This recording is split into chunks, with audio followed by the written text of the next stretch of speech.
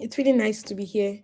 So there would be a little tweak to what I'd be talking about today. I'll just share my screen. Okay. And this time I will update list of attendees to get cloud credits because someone tried link, it's not working. So maybe everyone, sometimes only someone has these problems. Okay. Okay, so I think some people are having issues with. Cloud Oh, credits, yes, and I will add manually. okay, okay, great. Okay, so like I said, there'd be a little tweak to my topic for today. I would be jumping on memory, and we'll be talking about memory. We'd still be using ADK to work around our memory, but would instead of focusing on MCPs, we would now focus on ADK, providing us with a few services for building memories. That's large language model memories. So before I proceed, who has an idea of how large language models, how the memory for large language models work? Anybody, you can put it in the chats. You can try to you can unmute your mic. I just want to hear from you. What do you think about memory? When you hear the term memory for large language models, what comes to mind?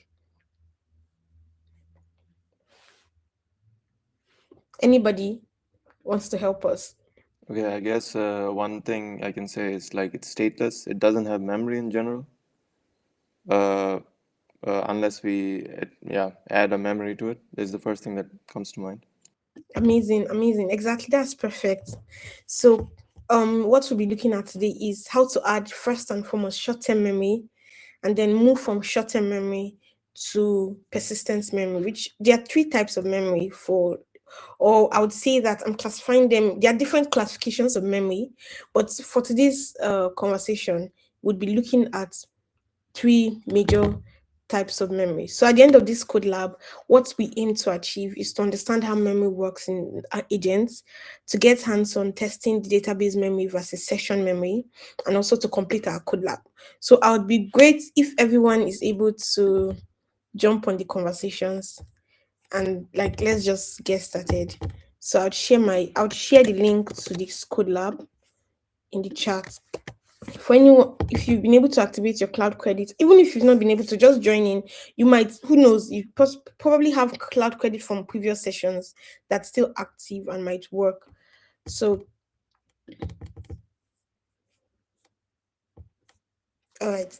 So, like, like someone had just said, um, agents generally, agents, LMs, they do not have memory on their own, which means that they so basically, right, when you build a model, when you build an agent, so an agent is not a model because an agent has the ability to do things. Like an agent has the ability to carry out some task by itself. It's not only built for maybe charts or something, it's built for like various tasks, for it to be able to move from one level to another, from one step to another. Normal models cannot do that. That's why they're called, they're agents, because they are able to automate some, they're able to, depending on how uh how advanced your model is, the goal of building models is to be able to automate some task, right, to be able to carry out some task without having to prompt every single time. Now when you move from just from just having LL models and then using them to now build tools around like building tools around the model, as well as prompting the model and also giving further instructions and writing further logic around that model, then becomes an agent because it's able to move from one point to another. Now, agents, they're able to do all of these things, right? They're amazing. We all know. I mean, this is the era of our AI and LLMs. But the only issue, one of the major challenges currently, I don't say it's a challenge. I think let me call it a challenge because there are a lot of people working on it right now. Who I'm sure that a lot of persons might have read the Turbo Quant research paper that I think it was released like a few weeks ago. Now, it was talking about polar quants, it was talking about vector compression. The whole goal, the whole point of that is that we're able to compress vectors, or if you're building with graphs, you're able to compress memory to a point that it retains its efficiency, it retains its high performance, but while retaining its efficiency and high performance, it is still able to perform. Sorry, it is still able to to occupy very little space. So I'm sure that everyone sometimes when you use sometimes if you I'm sure I think it happens more for people using the free tier. So when you use like ChatGPT or Gemini, or at some point, let me say you've been using it for so long, you keep chatting, opening new chats, and then they tell you that, oh, your memory is full. You have to clear. Who has? I don't. I'm sure that a few persons here have experienced that. You have to clear your memory. You have to do this so that you can continue having conversations. If not, the model, the that's like, let's say the chatbot is sort of like isn't yeah it's like filled up. The memory, its memory is full, and it's not able to store further information that you send to it. Now the goal of memory efficiency is that we get to a point where memory is no longer an issue. Now when memory is no longer an issue for agents, then anything. So I'm sure that some people do like paid subscriptions for Gemini, for ChatGPT, for Cloud, Coast, or whatever, right? The major cost of paying for a for an intelligent system is the memory. So the system itself might cost a bit, but the fact that we are not currently able to efficiently handle its storage, we're not currently able to efficiently have handle its saving, like saving the data, like makes it so expensive. That's why I see that for people that use Claude, at some point you want to even maybe you want to upload an image or something like that, right? You will not be able to. You want to upload on Gemini, you will not be able to, something like that. Like they'll say, oh, you've exceeded, like you've used up your space for this particular process and all of that. So when we get to that point where memory is no longer an issue for agents, then we are now, when they talk about AGI all the time, AGI, we now tend to get a bit closer to what AGIs are, to understand, like even having a feel of what it is. So that's why I see that a lot, there's so many research works currently on memory, like so many. I can count a number of them, and they're getting like a lot of funding because there's lots of curiosity, lots of inputs. We've been able to tackle the issues of conversations, right? But then memory is still on the high. Before you can have a very very high performing system, you need a very high memory storage, and by doing that, you just have to give something up. Is it that the space or the speed or something, just something has to go for one, right? Anyway, today we would not be looking at how to efficient and how to make memory more efficient. We'll just be looking at how to move from taking an agent from being totally clueless, like I don't mean clueless, like totally mindless, without the ability to store your information, and then moving down to the point where the agent is able to now store your information and give you back the information. Like I said earlier, there are various classifications of age of memory, but I'll be using the short term memory, long term memory, and then the short term memory, mid term memory, and the long term memory. The three of them. Now, what we'll be doing, we just build now today. All we'll be building, we'll be building a smart travel agent. Now, this guide, what we're going to do today is going to take us from building an agent that is smart but cannot retain information, to building an agent that is smart that can retain initial information until you refresh your screen, like you reboot your system, to now finally updating our agents to not only be smart and to not only retain information until you reboot, but to retain information over a period of time, like to continually retain information, right? So we'll be building a travel agent. And another thing that we'll be look at today is understanding multi agents and how we are able to like play around with tools, um, how we can play around with LM tools and how they are able to impact what our agents would finally look like and how they would respond. So um An agent, generally, an agent is like a goldfish. So they usually call it the goldfish problem. The reason is that they cannot on their own understand. They are blank. Like they understand what is how they know what to do, but they don't know you. They don't understand how to continue the conversations. And so without memory, every single interaction is a blank slate. You're starting afresh every single time, which is not efficient. Now, some of you must have heard of the Google Agent Development Kit, which is the ADK. It has something called the memory stack. Now, in the memory stack, it has the session memory service, it has the database session service as well. Now, this is what we'll be making use of today to enable our agents to move from stateless to session based to database to long term, which is database based. So if you have activated your your cloud credits, if you've used up your cloud credit and it worked, hopefully, I'm hoping that it works for everyone. I'll try to rush up on this session so that people don't get bored. So we just move.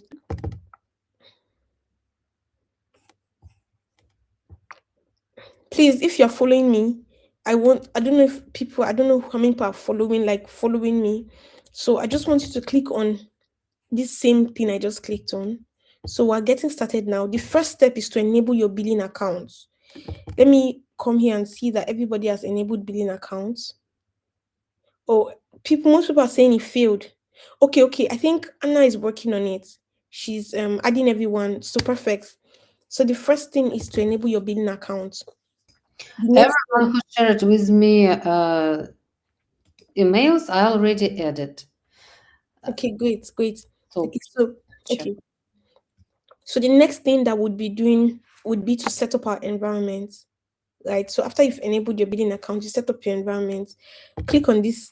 It's a walkthrough step, something that you can just do on your own. Like so basically, click on this link. You'd get to this point, authorize cloud shell. Now the first thing you do is to authorize your cloud shell. So what it was trying to do was just to check if I'm authenticated or not, if I have if I'm authenticated or not. And then the next thing that I'll do now, I need to check for my authenticated accounts to see which is authenticated and which is not. So as you can see, I already have an authenticated active account, this one. So it's like I said, it's a step-by-step thing. We just follow the steps.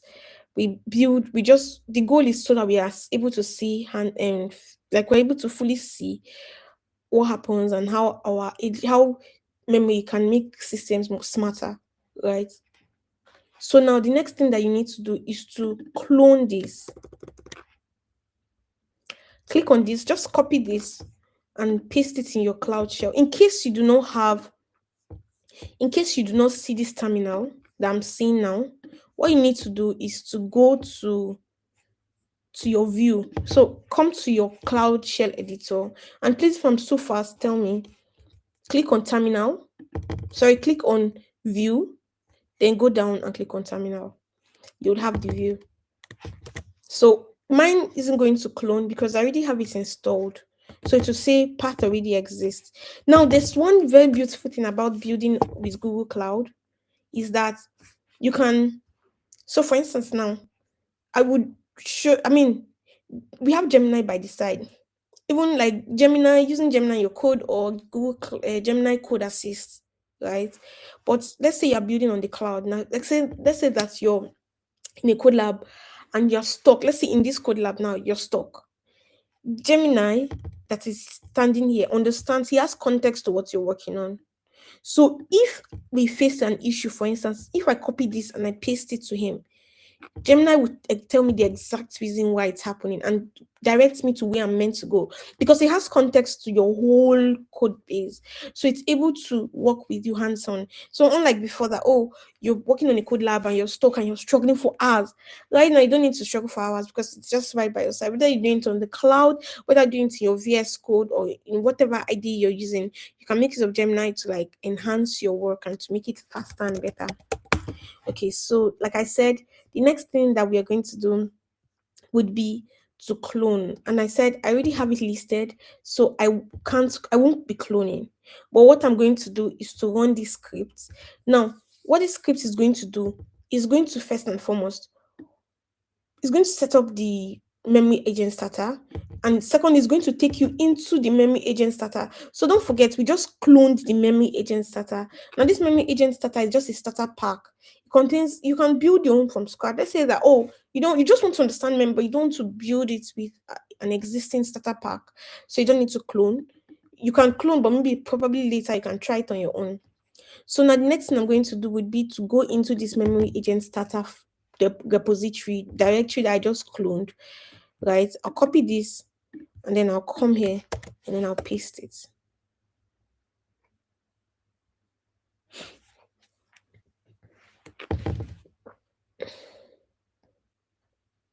So you see what it did? It was running the billing script. Like literally just it literally like did the whole work for me, created my project and everything. And I wouldn't necessarily need to do so much work anymore. Okay, so then the next thing, so let me just quickly say something. If you notice, I skipped something. I skipped looking for my project. The reason is because the after you clone and after you run init.sh, it automatically creates a new project for you. Like you can see mine. The name of my project is Memory Agent this code. So I didn't create it myself. So because this, remember that we're using a starter pack, it already has an init.sh file. So all of those instructions are there to just like create a project and then run the scripts and all. So so you can also read the instructions.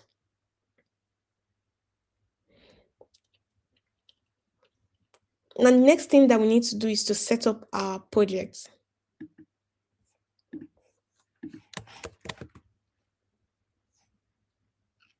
I just did that. I just did mine now. And then the next thing, because we're working with Google APIs, if in case you've never set up like use Google APIs or you don't have them enabled, you need to enable Google APIs as well as the cloud source manager, the service networking, and all of that. So I'll just quickly do that. While it comes up, then now the next thing is for us to grant the necessary access. So we need to grant the bucket, excuse me, the necessary access. So you see, it first checked if I was authenticated. Remember what I said earlier? We need to first be sure that we're authenticated so you don't get to this stage and you're struggling with the process. Now, the first thing that we want to do, now this is what we're going to do. We currently have a starter pack which is mindless. Like if you're following, we currently have something that is mindless. It is just there, right? We want to now see how imputing context. So what we're trying to do now is to add context to our model, to our agent, and ensure that it has like it's now using like the session memory, like the session, instead of just being totally blank. We want to make use of the session memory. The session memory is just the session for this particular, like this session. When you reboot or something, the session clears. It's just a very temporary way of keeping information that you don't need to that you don't need to save at a particular time. So now the first thing that we'll do would be to clone this, and then we'll open the agent.py file. When we open the agent.py file, we would copy all of these into our agent.py file. Where you see create a root agent, you would copy all of this into that file. So this is mine. Although I already have it inside, I already have it like in my work already. I already done all of that. So, but I could just explain what it is. So basically, this is our root agent, right? And Our root agent will just simply like describe every single thing that the agent is about. In this particular this in this root agent that we have created here, it has here it has like instructions. It says that, oh, you are an adaptive trip planner. You can do this. You can start asking for destination, trip and duration, interest. You can plan trips. You can ask for dislikes, likes. You can have conversations and all those things, right? That's what I'm telling the agent. Now, if you notice here, can you see here? Tools equals to Google search. Remember, this is a starter pack, so we're not building from scratch. Now, these tools, there's a folder called tools already. There's a file called tools, and the tool that this particular root agent initially is using is the Google search tool. Without explaining it, you already can guess what the Google search tool is, because as a travel agent, it needs to be able to search the internet. It mostly won't have the information on its own, most likely, right? So it will need to search the internet. So that's where the tools comes in. And so, like I said, I already have all of it set up. We'll just move to the next step. So the next step here is now to check out the two scenarios. So we've added our root agent to the agent.py. Now we want to also add the runner in memory session. So we want to now edit our main.py.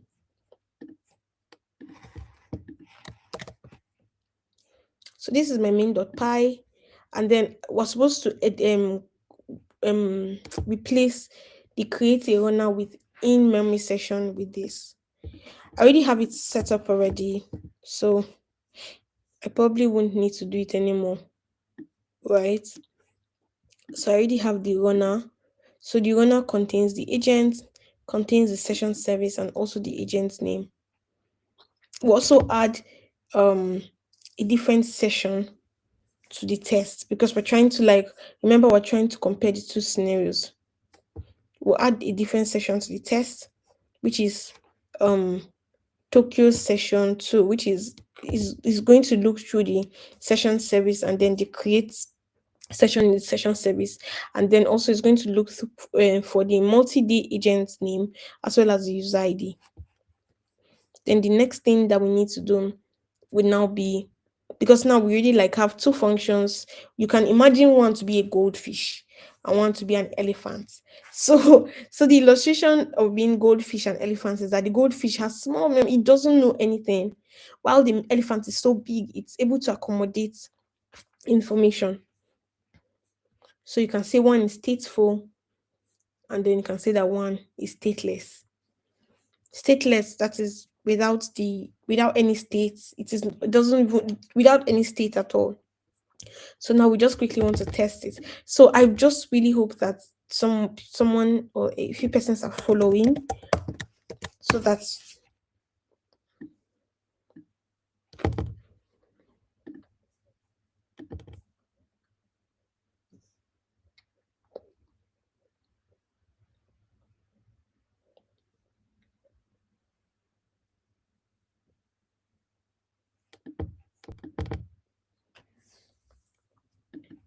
all right, great. So so this is what we now have. Remember that we've already written script, so it's not as though we needed to prompt it like from scratch. And remember that we're trying to test two scenarios. The initial scenario. Oh, okay, yeah. The initial scenario, being that, okay, all of this is already imputed in the starter pack, the prompts, all these initial prompts. So it's not like I needed to type it here because it's a starter pack. Hi, I want to plan a 2-day trip to Tokyo. I'm interested in historic sites and sushi. And then the final response is, it sounds like a fantastic trip. Tokyo offers a blend of culture, this and that and that. And then it goes on to talk about like beginning your day in Asakwa. Um, so basically you would notice that for the first time you run it, when you try to ask the agents that um can you remember what I told you before? It just tells you that, oh, I don't remember what you told me. Like I have no idea of what you have initially explained to me. Remember that I have mine totally set up. So I wish I want to act like, okay, maybe I should just finish up my session. I would have loved to ask if anybody has gotten to this point and the result, like what they can see, how they can see the agent not knowing anything. Like it's able to initially plan your trip. But when you now say, okay, do you remember what I've explained to you, what I've conversed with you? And it's like, I don't know what you're talking about, right? So the next part of this would be the multi-agent states. Now, the multi-agent states usually called the telephone game because it's like bringing multi-agent, like multiple agent, literally, like bringing. So we already have our root agents, remember? Now we want to add sub agents to our root agents in our agent.py because we're making it of our agent.py a lot. That's where we have our root agent and every other thing. So now in our agent.py, still, we want to create sub agents that can work in the root agents. Now, our sub agents, the sub agents want to create would be for foodie agents and for would be the foodie agents, would also create the transportation agents. So the first thing that we'll do will still be to go into our agent.py and edit it. Now, all of um this command that I am running here, just so that it opens the file in your work without you having to look for it, like start to search or try to open a cloud idea. And you can just quickly just continue on your terminal, on your shell, on your cloud shell. So the next thing would be you'd need to go to your agent.py. In your agent.py, you'd see a to-do called foodie agents. Now, instead of remove everything, remove the foodie agents and replace it with this. Now, this foodie agent is, remember I said we are now trying to build a multi-agent system. The foodie agent is a sub-agent, but majorly what it is, if you just quickly read through the instructions, the goal of this agent is to find restaurants, is to find recommendations, right? Now, look at this very well. Decision, sorry, destination. So our output key is destination. Now, what this is that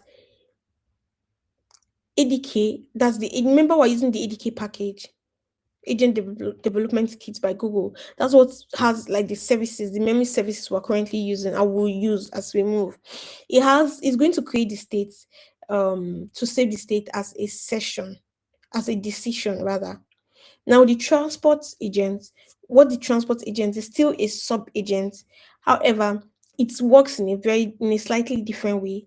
Its major work is to be able to assist in navigating a place. So for instance, now if you run the first if you try to like test the first one the first time, you notice that the agent only told you, I'm going to trip to this. It just gave you details of the trip.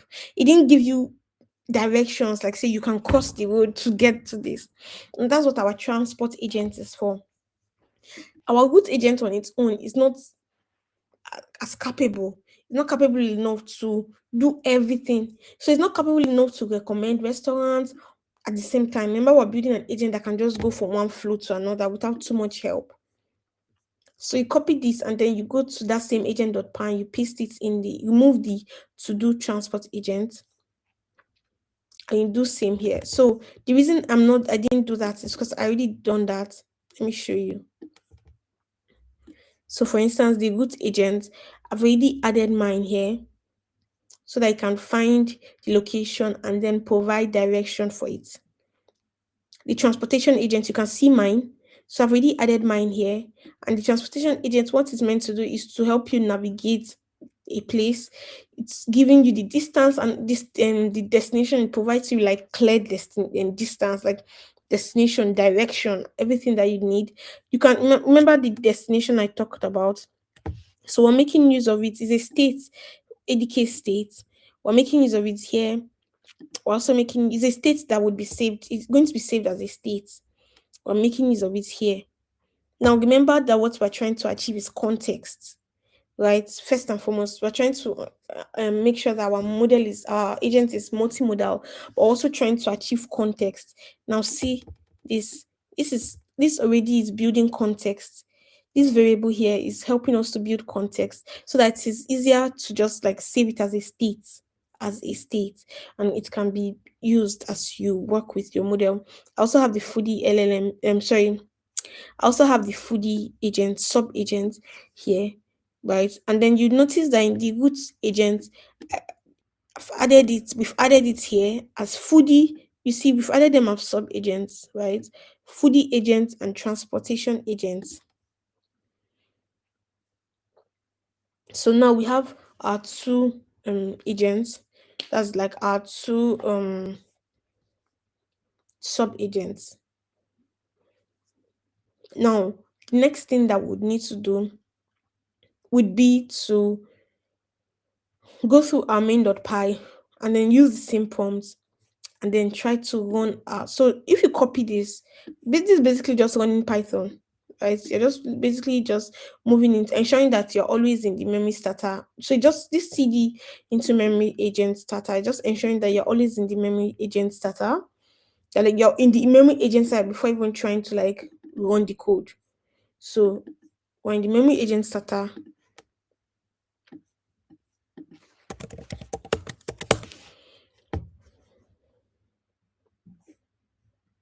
You can see it. So just quickly read with me. Find and navigate agents. Remember we had that in our transportation agent, sub agents. Find me the best sushi. So this is the user now asking all of that. Now the agent is able to give you adequate directions on how to get to Palo. So this user wants to go to Paloto. Before, the agent will just tell you, oh, Paloto is located in Tokyo or this and that. It doesn't give you adequate information about the place and how to even get there. But now you see it has highlighted it step by step.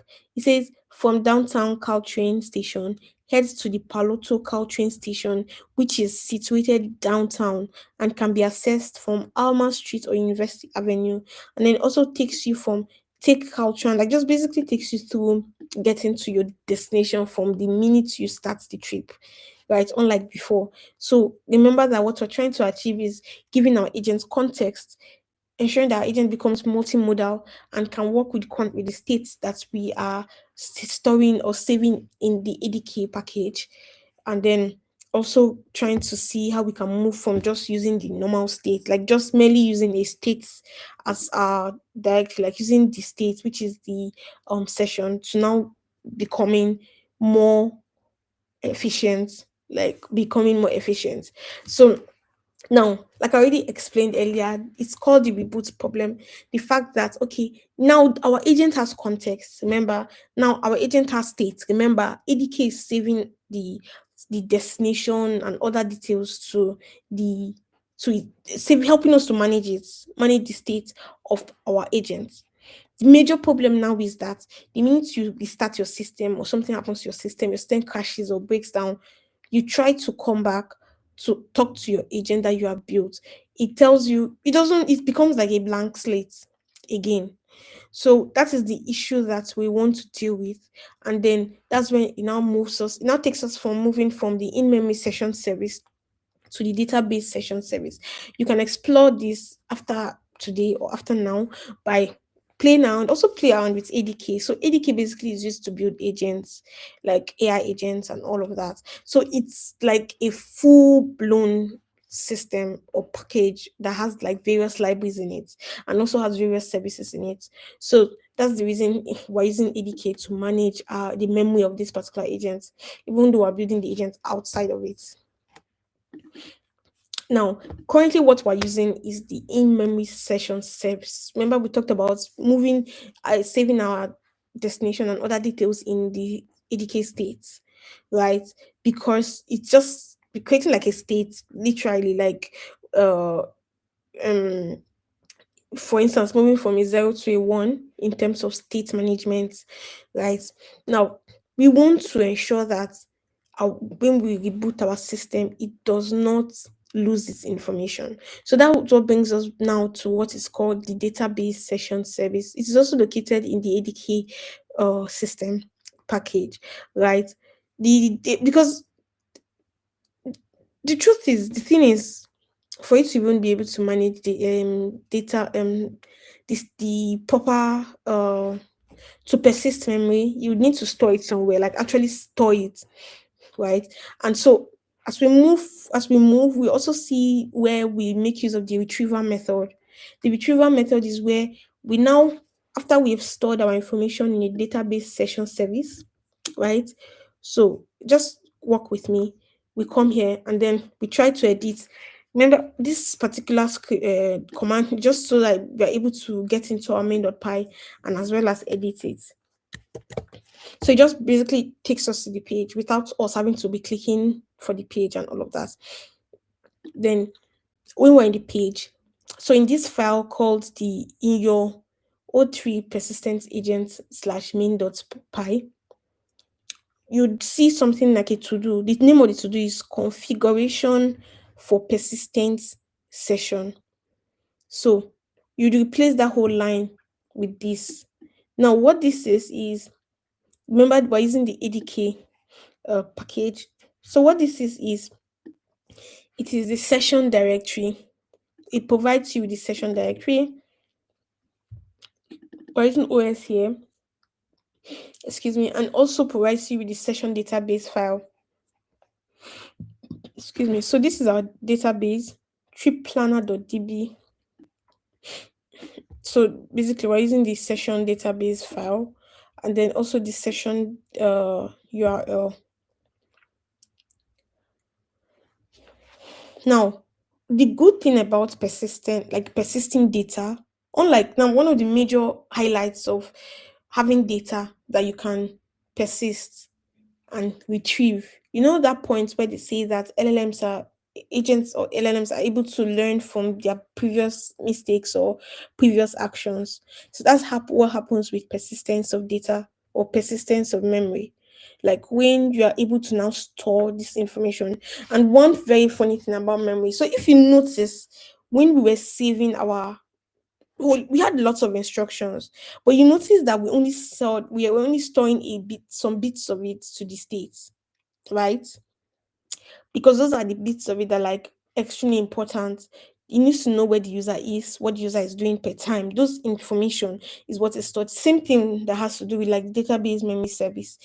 It's usually a summary of the information that has been. It's not like all the jargons. The information that has the information that's gone on between the agent and the user that's now stored, right? Like I said, persistence allows an agent to learn from its past. So now it's now able to persist the information, keep it, come back, use it. And unlike the state is just state, like it's your state, you're managing your state at that time, and you don't need any kind of retrieval mechanism for it. So of course, you expect that when you try to run a system that is making use of sessions memory, it would be faster because you're not doing any form of retrieval. But for a system that has to persist data, you'd of course need a retrieval mechanism. So this ability to retrieve previous sessions allows the agents to relearn and to learn and understand from those previous sessions, right? So if you're following, like if you're coding along, like you're following with the codes, just come to this point, you see retrieve the previous session manually. It's a to do. You copy this line. So basically, what this does is that it's just going to allow the agent, not us, allow the agent to retrieve the previous session, right? It just allows the agent to retrieve the previous session. Then you see another to do called, I already have that. I'm going to show you how called extract content from the old session. Now, when it retrieves the information, remember what I said, memory generally. So like I said, the idea of building memory for agents is so interesting, such an interesting concept, because it makes use of something called summarization, also makes use of something called filtering. Now, at this point, what we're trying to do is to extract the content from old session. Now, this is where the filtering method comes in, right? So, what you do is to you see we've called it previous context. So now this is what we're doing. We're saying previous context is equals to all of these, the role and the text plus the previous context again, to give us to be so that we are able to retrieve the role, the text, and the previous context when you start to interact with the agent again. So that is what allows it to understand what it's even getting out first and foremost, and also to be able to learn from it and use it to work or to have conversations with you. Now, the other part where we have manually inject the context to the query.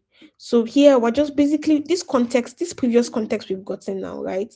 We want to inject it into our query so that when you're having further conversations, you add it to the conversation, and the agent is able to like is retrieving the information already. Now we're trying to get the context of it. So it's not just the information which can be blabbish. So the agent does not hallucinate. You have to like be able to get the actual context of the previous information, like the actual data, the actual context meaning of the previous information that you are working with. Now, the reason I didn't do all of that and I'm just explaining it because I already did that and I can just quickly show you so you can see I have all of that. I have the helper function to run the agent. I also have the test case, the course session. Then you can see I have the see here this is where we're manually retrieving the previous context. You can see. So remember that we created previous context before. So we created previous context before, but it's supposed to always add up to itself. Now, let me show you quickly. I'm looking for now.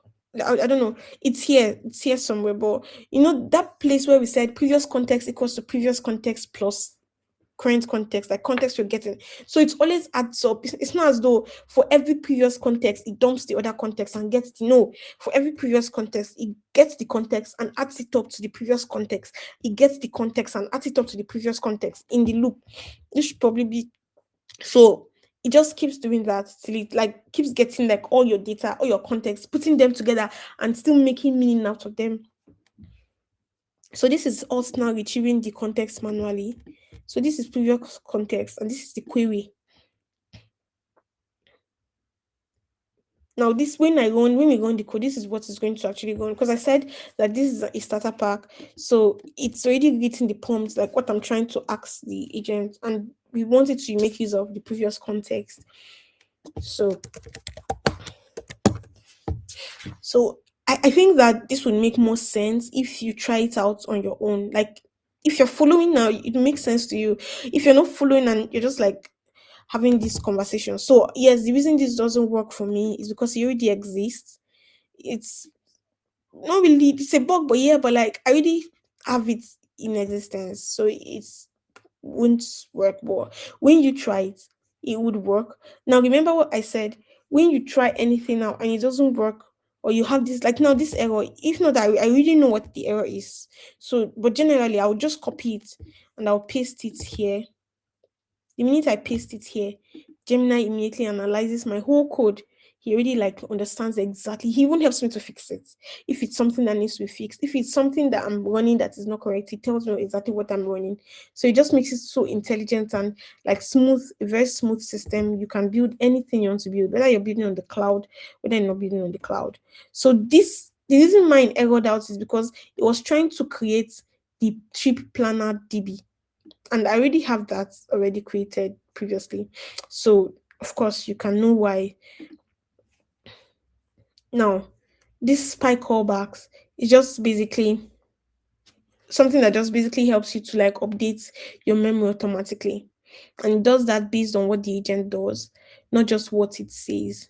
So it's like you want a spy that watches the agents and takes notes, like literally just takes notes, watches the agents and like, the agent is acting like this, it's acting like this. So that's why it's called the spy callback. So it's also already seated in the ADK. So when you're making use of ADK, it means you don't have to build it. You don't have to build any of this. Like the database memory service, you don't have to build it from scratch. The in memory, if you want to use the in session, you don't have to build it from scratch. The spy callback, like this callback now that just helps you to take note of what the agent is doing and how it's acting, and then use it to automatically update the memory of the agent, right? You don't also have to build from scratch because it already exists in ADK. And then so we now try to access the agents.spy, which is in this folder called the O4 stateful agent. And then in the agent.py, you'll see a to-do called implement callback. Remember that we are talking about the spy callback, which is existent already in your ADK. So you basically just copy this code, which allows your agent. So this code will now enable your agent to be able to save activity. It also makes use of tools. It has an argument, right? And also makes use of the context of the tool. It also makes use of the responses gotten. And then, so it just basically helps you to save the type of activity that you are running.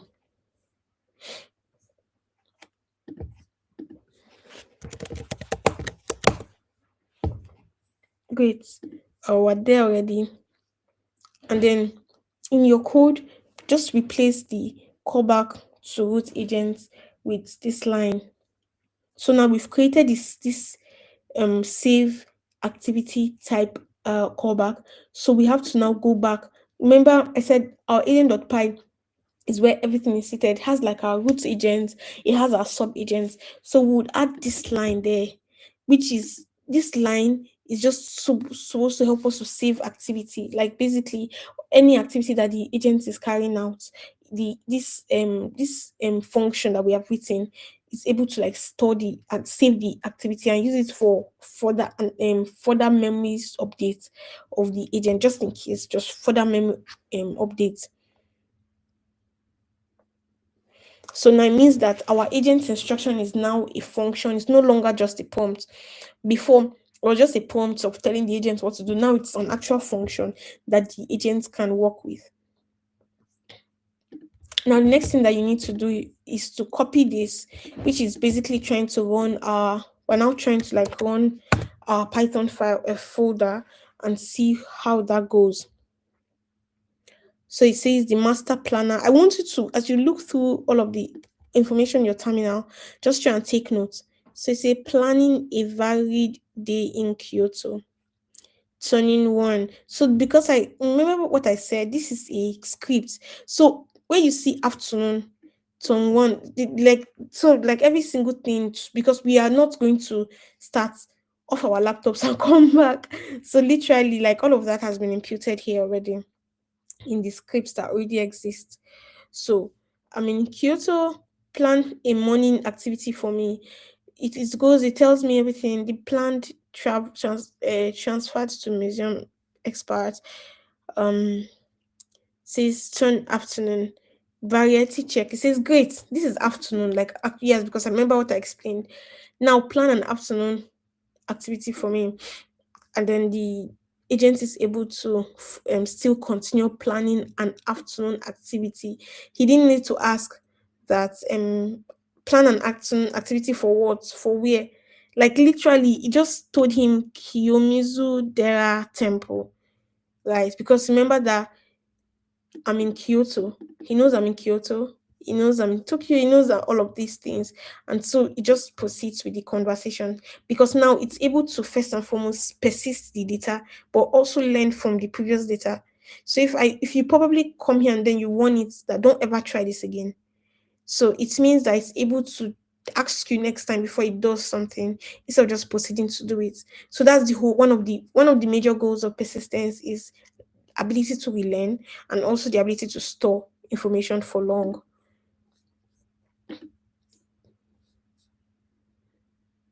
Now, this is the structured memory for our data. So we have the read files, query a database, get directions, similar to everything that we've been doing. So this is the where we are now currently is the tools section. The tools for this particular session now, let's say that your memory is a tool, right? The agent decides when to open the file and when to file a report to read. A tool, like I would always say, if you can imagine an agent tool as a spanner or as a screwdriver, literally, like things you use in the house or things you'd normally call a tool, right? That is exactly how agent tools are. They're just helpers. Like they're able to carry out activities, or let's say that I need a knife. I need to cut a let's say I need to divide a loaf of bread or something, and I need a small table knife to do that, right? Without the table knife, I'd probably not be able to divide the bread or I'd spoil it. So that is exactly what agent tools are. They are enablers. They are functions, yes. What they majorly do is that they give you access to carry out automated task. So instead of coming here again to now, so basically in this particular tool, we'll create a tool called save user preferences. So what this would do is just basically that we've prompted our agents previously to do all of that, but now we're specifically saying that at certain times you would take this tool, this particular function, which is a tool, you would use it to save the preferences of the user so that when the user comes again for whatever. So let's say that I don't like mango or I don't like fish, for instance, right? That's a preference. So the agent is able to store that. So the next time when I say recommend foods that I can eat, so it doesn't even necessarily have to be in the context of traveling to Tokyo. Recommend foods that I can eat. The agent is able to understand that I don't eat fish. I hate fish. So it would try not to give you foods that have fish. So when we begin to talk about agents being intelligent or non-intelligent, I feel like at the end of the day, it still boils down to what you have imputed into the agent.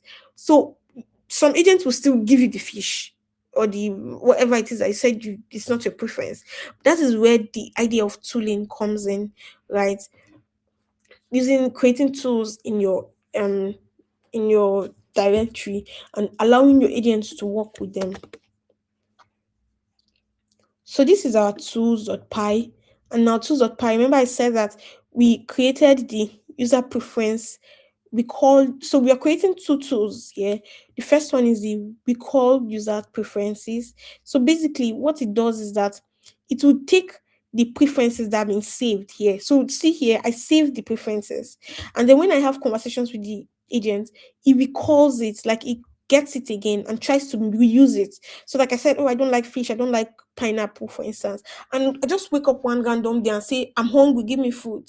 So it's able to save the preferences and then recall them. That's like being able to bring them back and use them again. So the first tool is so these tools, the good thing about tools is that agents are intelligent enough to know when, so you would still guide them, of course, to understand when and when not to use a tool.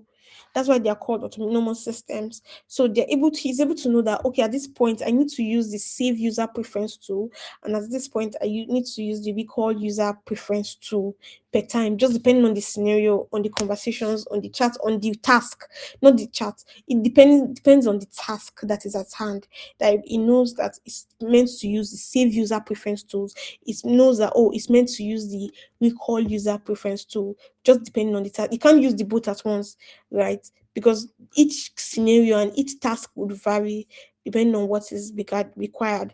So, like I said, would implement the recall user tools and also the save preference user tools. They work hand in hand because one is dependent on the other. The recall is dependent on the save. The save is not necessarily dependent on the recall, but the recall, of course, is dependent on the save. And then the next thing is to try to go into your O5 profile agents, and then we'd run this. And then I'm just trying to rush up so that I can give room for the next speaker. So this is it. So you can just like really read. I mean, see what I was saying. This person is allergic to peanuts, right? Please remember that. You don't. I mean, you can say, please remember that. You can even just let him be. Then it says there are known text parts in the response, returning concatenated. I've noticed that you're allergic to peanuts. Now, this is the agent coming back another time to converse with the user, and we'll keep this in mind, right? Now, suggest a snack for me. Now, the agent is considering the peanut allergy. Then he's now suggesting apple. So he has now filtered out every single thing that contains peanuts, because it's not just making use of the because now it has a tool that is called the recall. So it saved the preference and it brought it back. It's not just a context anymore, but now it's a preference recall that's able to use. Now, um okay, so this is the last part of every single thing. Now, this is the brain, which is the multimodal memory. Remember, we've talked about building multi agents, which are like adding sub agents to our root agents, and also giving our agents context, which we saw by saving the destination to the ADK package, and then later we moved from using the in-memory session to now using the database session service. Right now, the final thing um here is to configure our memory bank topic. Now, agents, like I said, generally agents are not humans, but the goal is to get them to be like humans. They cannot remember all the time. They don't even know how to process images and pictures and text on their own. So you have to like create more, either you like input. That's where the multimodal comes in. Building a multimodal, if you have ever wondered how building a multimodal agent comes, so this is a very mini, this is sort of like a mini multimodal. So this agent, so if you notice, if you like later on, you can play around with the scripts.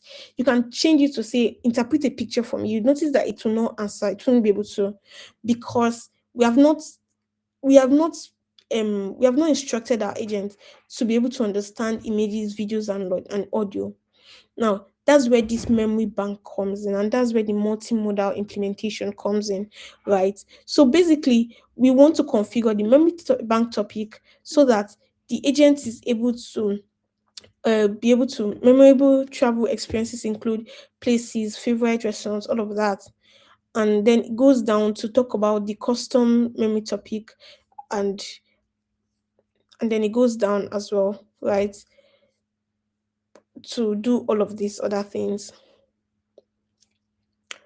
Then it also tries to like retrieve the information that's retrieve the data and retrieve the information.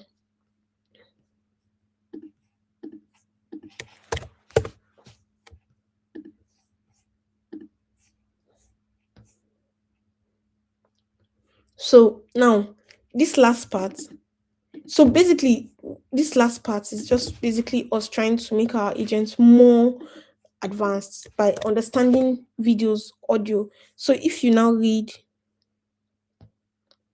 okay, it has not yet gone. Did you one? Clear.